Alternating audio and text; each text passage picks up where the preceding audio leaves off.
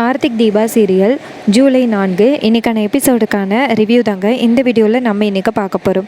எபிசோடை ஸ்டார்ட் பண்ணுறதுக்கு முன்னாடி இந்த வீடியோவை மறக்காமல் லைக் பண்ணிக்கோங்க. உங்களுடைய ஒவ்வொரு லைக்ஸும் தொடர்ந்து வீடியோ போடுறதுக்கு எங்களுக்கு கொஞ்சம் என்கரேஜிங்காக இருக்கும். கூடவே இந்த சேனலை மறக்காமல் சப்ஸ்கிரைப் பண்ணிக்கோங்க. வாங்க வீடியோக்குள்ளே போகலாம். எபிசோடு எப்படி ஸ்டார்ட் ஆகுதுன்னா, ரியா வந்துட்டு கார்த்திக்கிட்ட சொல்கிறாங்க, இங்கே பாரு, உன்னையை தீர்த்து கட்டுறதுக்கு பதிலாக தான் அந்த அபிராமியை வந்து சுட்டுட்டேன். இங்கே பாரு, உன்னையை சுட போய் தான் அந்த அபிராமி இடையில வந்துட்டு உன்னையை காப்பாற்றுறன்னு அவள் உயிரை வந்து பறி கொடுத்துட்டான். மற்றபடி என் மேலே எந்த தப்புமே இல்லை, என்னுடைய டார்கெட் வந்து நீ தான் அப்படின்னு. இதை கேட்ட கார்த்தி சொல்கிறாரு, இங்கே பாரு, அதுக்காக நீ இப்போ என்ன பண்ண போகிற அப்படின்னு. அப்போ ரியா சொல்கிறாங்க, உன்னையை நான் பழி வாங்குறதுக்கு முயற்சி பண்ணேன், ஆனால் முடியலை. ஆனால் இப்போ எனக்கு ஒரு வாய்ப்பு கிடச்சிருக்கு. அந்த தீபா இருக்கால, அவளை கடத்தி உன்னைய பழி வாங்க போகிறேன் அப்படின்னு. இதை கேட்டுட்டு கார்த்தி செமையாக ஷாக் ஆகுறாரு. தீபா மேலே கை வச்சேன்னா அவ்வளோதான் அப்படின்னு. அதுக்கு ரியா சொல்கிறாங்க, இங்கே பாரு, நான் எப்படியா இருந்தாலும் அவளை கடத்த தான் போகிறேன், நீ பார்க்க தான் போகிற அப்படின்னு. இதை கேட்டுட்டு கார்த்தி ரொம்பவே ஷாக் ஆகுறாரு. அப்போ ரியா சொல்கிறாங்க, 24 மணி நேரத்தில் நான் தீபாவை கடத்தி கொலை பண்ணி காமிக்கிறேன் அப்படின்னு சொல்லிட்டு ஃபோனை கட் பண்ணுறாங்க. அப்போ மீனாட்சி சொல்கிறாங்க, என்ன தம்பி, இவ்வளோ பெரிய கேடியாக இருக்கா அப்படின்னு. அப்போ ஆனந்த் சொல்கிறாரு, இப்படிப்பட்ட ஒருத்தியை நான் ரொம்ப நம்பிட்டேனே, எனக்கு ரொம்ப கஷ்டமாக இருக்குது கார்த்தி, என்னால் தான் இவ்வளோ பிரச்சனையே அப்படின்னு. அப்போ கார்த்தி சொல்கிறாரு, அண்ணா, நடந்தது எல்லாத்தையுமே மறந்துடு, இதுக்கப்புறம் நம்ம குடும்பத்தில் எந்தவித பிரச்சனையும் இல்லாமல் பார்த்துக்க வேண்டியது நம்மளுடைய பொறுப்பு அப்படின்னு. அப்போ அருணாச்சலம் சொல்கிறாரு, ஏன் கார்த்தி, நம்ம குடும்பத்துக்கு மட்டும் தொடர்ந்து இப்படி நடக்குது, ஏற்கனவே ஒரு பிரச்சனை வந்துச்சு, இப்போ மறுபடியும் இந்த பிரச்சனையை நம்ம எப்படி சமாளிக்க போகிறோம் அப்படின்னு. அப்போ நம்ம கார்த்தி சொல்கிறாரு, சரி அண்ணி, நீங்கள் வீட்டுக்கு கால் பண்ணி பாருங்கள் அப்படின்னு. அப்போ மீனாட்சி சொல்கிறாங்க, தம்பி, நான் வந்துட்டு மைதிலிக்கிட்ட கால் பண்ணி கேட்குறேன், அவள் என்ன சொல்கிறான்னு பார்ப்போம் அப்படின்னு. அப்போ நம்ம மீனாட்சி வந்து நேராக மைதிலிக்கு கால் பண்ணி, இது மாதிரி தீபா வந்துட்டு காலையில் உங்ககிட்ட பேசுனாங்களா, தீபா எங்கே இருக்காங்க அப்படின்னு கேட்குறாங்க. அதுக்கு மைதிலி சொல்கிறாங்க, காலையிலே பூஜைக்காக ஏதேதோ வாங்கணும்னு சொல்லிட்டு எனக்கு கால் பண்ணால், அதுக்கப்புறம் வந்துட்டு அவள் எனக்கு கால் பண்ணவே இல்லை, அவள் எந்த கோயிலுக்கு போயிருக்கான்னு எனக்கு தெரியாதே மீனாட்சி அப்படின்னு. மீனாட்சியும் சரி அப்படின்னு சொல்லிட்டு ஃபோனை கட் பண்ணுறாங்க. அப்புறமா கார்த்தி நேராக தீபாவுக்கு கால் பண்ணி பார்க்குறாரு, ஃபோனு சுவிட்ச் ஆப்னு சொல்லுது. அதுக்கப்புறமா கார்த்தி வந்துட்டு நேராக அருண்கிட்ட, அருணன்னா வீட்டில் வந்துட்டு ஐஸ்வர்யா அண்ணி இருக்காங்கல்ல, நேராக கால் பண்ணி தீபா வீட்டில் இருக்காங்களான்னு கேளுங்க அப்படின்னு. உடனே அருணும் சரின்னு சொல்லிட்டு வீட்டுக்கு கால் பண்ணுறாரு. அப்போ ஐஸ்வர்யா நினைக்கிறாங்க, என்ன இது, அருண் இப்போ கால் பண்ணியிருக்காரு அப்படின்ட்டு ஃபோனை அட்டன் பண்ணி, சொல்லுங்கள் அருண் அப்படின்னு கேட்க, அப்போ அருண் சொல்கிறாரு, வீட்டில் யாரும் இருக்காங்களா அப்படின்னு. அப்போ ஐஸ்வர்யா நினைக்கிறாங்க, வீட்டில் யாரும் இல்லை அருண், நீங்கள் வரலாம் அப்படின்னு. உடனே அருண் சொல்கிறாரு, இங்கே பாரு, நாங்களே இங்கே ஒரு பெரிய பிரச்சனையில் இருக்கோம், நீ தேவையில்லாமல் பேசி வாங்கி கட்டிக்காத, ஃபோனை வை அப்படின்னு சொல்லிட்டு ஃபோனை வைக்கிறாங்க. அருண் சொல்கிறாரு, வீட்டில் வந்துட்டு ஐஸ்வர்யா மட்டும்தான் இருக்கா, தீபா இல்லை அப்படின்னு. அப்போ கார்த்தி நேராக மீனாட்சி கிட்ட, தீபா எங்கே தான் போயிருப்பாங்க அப்படின்னு கேட்குறக்கு மீனாட்சி சொல்கிறாங்க, நீங்கள் தீபாவோட ஃப்ரெண்டு ரம்யாவுக்கு கால் பண்ணிக்கிங்க, அவளுக்கு தெரிஞ்சிருக்கிறதுக்கு வாய்ப்பு இருக்குது அப்படின்னு. உடனே கார்த்தி நேராக ரம்யாவுக்கு கால் பண்ணி, மேடம், நான் கார்த்தி பேசுகிறேன், இது மாதிரி தீபா எங்கே இருக்காங்கன்னு உங்களுக்கு தெரியுமா அப்படின்னு.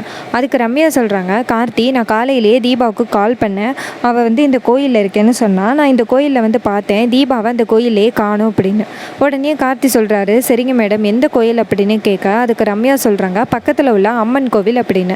கார்த்தியும் சரி நான் வரேன் அப்படின்னு சொல்லிட்டு ஃபோனை கட் பண்ணுறாரு. அப்போ கார்த்தி நேராக அருணாச்சலத்துக்கிட்ட, அப்பா, நீங்கள் வீட்டுக்கு போயிட்டு தீபா வராங்களான்னு பார்த்துக்கிடுங்க, நானும் அண்ணனும் சேர்ந்து நேராக தீபாவை தேட போகிறோம், மீனாட்சி அண்ணி நீங்கள் வந்துட்டு இங்கே இருந்து அம்மாவை பார்த்துக்கோங்க அப்படின்னு. இது கேட்ட மீனாட்சியும் சரிங்கிறாங்க. அருணாச்சலம், அருண், ஆனந்த் எல்லாருமே வெளியில் கிளம்புறாங்க. அருணாச்சலம் நேராக வீட்டுக்கு போகிறாரு. அப்போ ஐஸ்வர்யா என்ன பண்ணுறாங்கன்னா, நிறைய சாப்பாடெல்லாம் சமைச்சு வச்சுருக்காங்க. அருணாச்சலம் வீட்டுக்குள்ளே வந்ததோட ஐஸ்வர்யா சொல்கிறாங்க, மாமா, இது மாதிரி நீங்கள் ஒழுங்காக சாப்பிட்டு 4 நாள் ஆகுது, வெறும் ஜூஸை மட்டுமே குடிச்சிக்கிட்டு இருக்கீங்க, உங்களுக்காக நான் வகை வகையாக சமைச்சிருக்கேன், சாப்பிடுங்க அப்படின்னு. அப்போ அருணாச்சலம் சொல்கிறாரு, ஏமா இதெல்லாம் சமைச்சேன் அப்படின்னு. ஐஸ்வர்யா சொல்கிறாங்க, மாமா, உங்களுக்காக தான் சமைச்சேன், சாப்பிடுங்க அப்படின்னு. உடனே அருணாச்சலமும் உட்கார்றாரு. அப்போ அருணாச்சலத்துக்கு சாப்பாடு பரிமாறுறாங்க ஐஸ்வர்யா. அருணாச்சலம் எல்லா சாப்பாடையும் சாப்பிட்டு பார்த்துட்டு, ரொம்ப சூப்பராக இருக்குது, இந்த வீட்டில் மீனாட்சிக்கு மட்டும்தான் சமைக்க தெரியும்னு நினச்சேன், நீயும் சூப்பராக சமைக்கிறியே அப்படின்னு. அப்போ ஐஸ்வர்யா சொல்கிறாங்க, எல்லாம் உங்களுக்காக தான் மாமா அப்படின்னு. அப்போ அருணாச்சலம் சொல்கிறாரு, உன் சமையலுக்கு யாருமே ஈடு கொடுக்க முடியாது போல், அபிராமி வந்ததோட அவளுக்கு சமைச்சு கொடுத்து அவள் மனசுலையும் இடம்புடி அப்படின்னு. ஐஸ்வர்யாவும் சரிங்க மாமா அப்படிங்கிறாங்க. அப்போ அருணாச்சலம் சொல்கிறாரு, சரி உனக்கு என்ன வேணும்னு சொல்லு, இப்போ உடனே தரேன் அப்படின்னு. உடனே ஐஸ்வர்யா சொல்கிறாங்க, மாமா அத்தைக்கு அப்புறம் இந்த வீட்டோட பொறுப்புகள் எனக்கு கிடைக்கணும்னு நான் ஆசைப்பட்றேன். இந்த வீட்டோட சாவியை எனக்கு தரீங்களா அப்படின்னு. அருணாச்சலம் சொல்கிறாரு, அவ்வளோதானே, இந்த வீட்டோட சாவியை உனக்கு தரேன் அப்படின்னு சொல்லிட்டு அருணாச்சலம் மீனாட்சியை கூப்பிட்றாரு. மீனாட்சி வந்துட்டு என்ன மாமா அப்படின்னு கேட்க, அருணாச்சலம் மீனாட்சிக்கிட்ட, மீனாட்சி உங்ககிட்ட வீட்டோட கொத்து சாவி இருக்குல்ல, அது தா அப்படின்னு. மீனாட்சி அந்த கொத்து சாவியை கொடுக்குறாங்க. அப்போ அருணாச்சலம் அந்த சாவியை நேராக ஐஸ்வர்யா கிட்டே கொடுத்து, ஐஸ்வர்யா இனிமேல் இந்த குடும்ப பொறுப்புகளை நீ தான் பார்க்கணும் அப்படின்னு சொல்லிட்டு அந்த சாவியை கொடுக்குறாங்க. சாவியை வாங்கின ஐஸ்வர்யா ரொம்ப சந்தோஷப்படுறாங்க. மாமா இந்த சாவி எனக்கு ரொம்ப பிடிச்சிருக்கு, இனிமேல் இந்த வீட்டோட பொறுப்பு எனக்கு தான் அப்படின்னு. அப்போ டக்குன்னு ஐஸ்வர்யாவோட ஃபோனு ரிங் ஆகுது. பார்த்தா இது எல்லாமே கனவு. அப்போ ஐஸ்வர்யா நினைக்கிறாங்க, சாப்பாடெல்லாம் எடுத்துகிட்டு வந்தாச்சே, இது எல்லாமே ஹோட்டலில் வாங்கினது தான், கொண்டு போய் மாமாட்ட கொடுத்து மாமாவோட மனசில் இடம் பிடிக்க வேண்டியது தான் அப்படின்ட்டு அந்த சாப்பாடை கொண்டுட்டு போகிறாங்க நேராக அருணாச்சலத்தோட ரூமுக்கு. அருணாச்சலம் ரொம்ப சோகமாக உட்காந்துருக்காரு. அப்போ ஐஸ்வர்யா சாப்பாடு எடுத்துகிட்டு வராங்க. அருணாச்சலம் கேட்குறாரு, அது என்ன அப்படின்னு.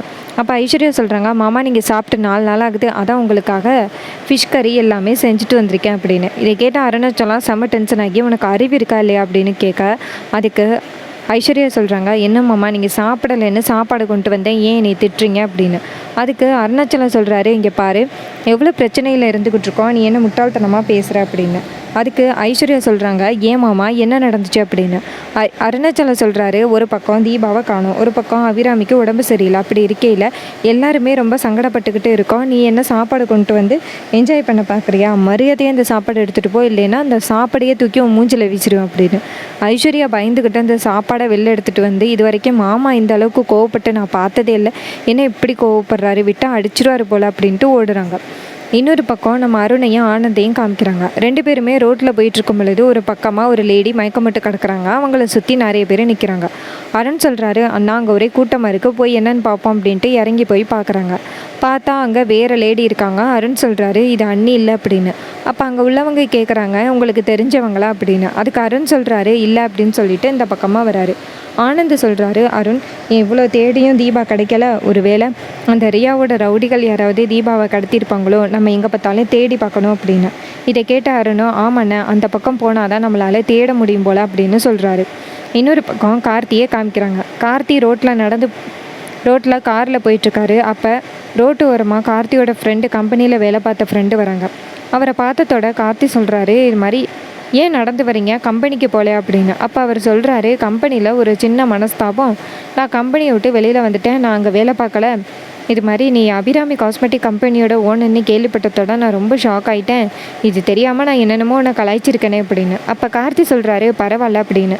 அப்போ அவர் சொல்கிறாரு, இது மாதிரி உங்கள் அம்மாவுக்கு ஆக்சிடெண்ட் ஆகிட்டேன்னு கேள்விப்பட்டேன், இப்போ எப்படி இருக்காங்க அப்படின்னு. கார்த்தி சொல்கிறாரு, அம்மா ஹாஸ்பிட்டலில் தான் இருக்காங்க அப்படின்னு. அப்போ அவர் சொல்கிறாரு, இப்போ நீ எங்கே போயிட்டுருக்க அப்படின்னு. அப்போ கார்த்தி சொல்கிறாரு, இது மாதிரி என்னுடைய மனைவி தீபாவை காணும், அவங்கள தான் தேடி போயிட்டுருக்கேன் அப்படின்னு. இதை கேட்டு அவர் சொல்கிறாரு, கார்த்தி நான் சும்மா தான் இருக்கேன், நானும் உன் கூட வரேனே தீபாவை தேட அப்படின்னு. இதை கேட்ட கார்த்தியும் சரி அப்படின்னு சொல்கிறாரு. கார்த்தி வந்துட்டு நேராக ஒரு குடோனுக்கு போகிறாரு. அங்கே வந்துட்டு ரியா ஆல்ரெடி மீனாட்சியை கடத்த சொல்லி ரவுடிகளாக அனுப்பியிருந்தாங்கல்ல, அந்த இடத்துக்கு போகிறாரு கார்த்தி. அங்கே போயிட்டு அந்த ரவுடி எங்கன்னு கேட்க, அதுக்கு அந்த ரவுடி சொல்கிறான், சார் நீங்கள் அடிச்சுப்பட்டதுனால அண்ணானால் கிளம்பவே முடியலை, குடோனுக்குள்ளே தான் இருக்கார் அப்படின்னு. அப்போ கார்த்தி சொல்கிறாரு, வெளியில் வர சொல்லு அப்படின்னு. அப்போ அந்த ஆள் வெளியில் வராரு. அப்போ கார்த்தியோட ஃப்ரெண்டு கேட்குறாரு, என்ன நடக்க முடியாமல் கிடக்கிறான்னு சொன்னால் நல்லா தானே இருக்கான் அப்படின்னு. அப்போ அவர் சொல்கிறாரு, இங்கே பாருங்கள், எங்கள் அண்ணனுக்கு உண்மையிலே உடம்பு சரியில்லை, அண்ணன் கண்டிப்பாக வந்துட்டு எங்கேயும் வரமாட்டார் அப்படின்னு. அதுக்கு கார்த்தி சொல்கிறாரு, இங்கே பாரு என்னுடைய மனைவி தீபாவை காணும், நீங்கள் தான் கடத்திட்டு வந்திருப்பீங்களோன்னு ஒரு சந்தேகம், அதான் கேட்க வந்தேன் அப்படின்னு. அதுக்கு அவனுங்க சொல்கிறாங்க, சார் ஏற்கனவே நீங்கள் அடித்த அடி தாங்க முடியாமல் இருக்கோம், மறுபடியும் எப்படி சார் உங்களுடைய பிரச்சனையில் தலையிடுவோம், நாங்கள் வந்துட்டு எந்தவித தப்பும் பண்ணவே இல்லை, நீங்கள் என்றைக்கு அடிச்சுட்டு போனீங்களோ அன்றைக்கே நாங்கள் திருந்திட்டோம், இதுக்கு எங்களுக்கு எந்தவித சம்மந்தமும் கிடையாது, வேறு யாரோ தான் உங்கள் மனைவியை கடத்தியிருக்கணும், தயவு செஞ்சு எங்களை விட்டுருங்க அப்படின்னு. இது கேட்ட கார்த்தி சொல்கிறாரு, சரி அப்படின்னு. அப்போ கார்த்தியோட ஃப்ரெண்டு அந்த ரவுடி வச்சுருக்கிற ஃபோனை டக்குன்னு பிடுங்க. அப்போ அந்த ரவுடி கேட்குறான், எதுக்கு சார் எங்கள் ஃபோனை வாங்குறீங்க அப்படின்னு. அதுக்கு கார்த்தியோட ஃப்ரெண்டு சொல்கிறாரு, இங்கே பாரு அதான் அவன் மேலே எந்த தப்பும் இல்லை, இந்த ஃபோனுக்கு ஏதாவது நம்பர் இருந்துச்சுன்னா எங்களுக்கு க்ளூ கிடைக்கும்ல, நீ எந்த தப்பும் பண்ணலைன்னா எதுக்கு ஃபோனை கொடுக்க பயப்படுற அப்படின்னு சொல்லிட்டு ஃபோனை வாங்கிக்கிறாரு. ரொம்பவே இன்ட்ரெஸ்டிங்காக அப்கமிங் எபிசோடை கொண்டு போகிறாங்க. அப்கமிங்கில் என்னெல்லாம் நடக்க போகுது அப்படிங்கிறத நம்ம பொறுத்திருந்து பார்ப்போம். அதோட இடையில என்ன சீன் நடக்குதுன்னா, சேகர் வந்து நேராக ரம்யாவுக்கு கால் பண்ணி, மேடம் இந்த பீப்பாய் காத்துக்கிட்டு இருக்க பழி வாங்குறதுக்காக நீங்கள் என்ன இன்னமும் தீபாவை கூட்டிகிட்டு வராமல் இருக்கீங்க அப்படின்னு. அதுக்கு ரம்யா சொல்கிறாங்க, இங்கே பாரு, கண்டதையும் பேசி என்னை பயமுறுத்துறாத, நீ ஏதாவது பேசினேன்னு வச்சுக்கேன் உடனே அந்த பீப்பாக்குள்ளே அடக்கி அப்புறம் பழி கொடுத்துருவேன் அப்படின்னு. இதை கேட்டுட்டு அந்த சேகர் வந்து பயந்து ஃபோனை வைக்கிறாரு. அப்கமிங் எபிசோட செம இன்ட்ரெஸ்டிங்காக இருக்குது. இதே மாதிரி இனிமேல் தொடர்ந்து வீடியோஸை பார்க்கணும்னா தொடர்ந்து இந்த சேனலை வாட்ச் பண்ணுங்கள். தேங்க்ஸ் ஃபார் வாட்சிங்.